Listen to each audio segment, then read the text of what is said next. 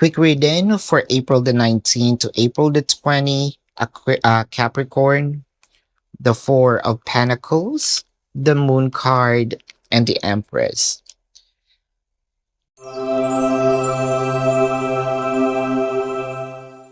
Dahil sa mga siguro anxieties natin dito sa person natin, bukod sa mga tanong, yung mga blurry situations, parang ginawa natin, nag-distant muna tayo. Ayaw kasi tayong pakawalan no? Parang feeling natin toxic na, feeling natin hindi naman din ako mahal ni person. Yun yung assumptions natin. I feel like sinabi mo sa sarili mo ditong kailangan meron akong baguhin sa sarili ko, no? Whether this is my wisdom, my heart, my body, no? Yung pananaw ko sa buhay,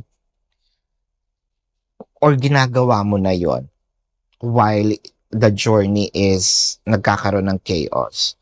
Kasi kung ano man yung ginawa mo or ginagawa mo, parang na-attract uli si person sa'yo, no? Na kaya kanya ayaw pakawalan dahil meron namang mga pagbabago, positive changes sa'yo. Sa kanya kaya, no?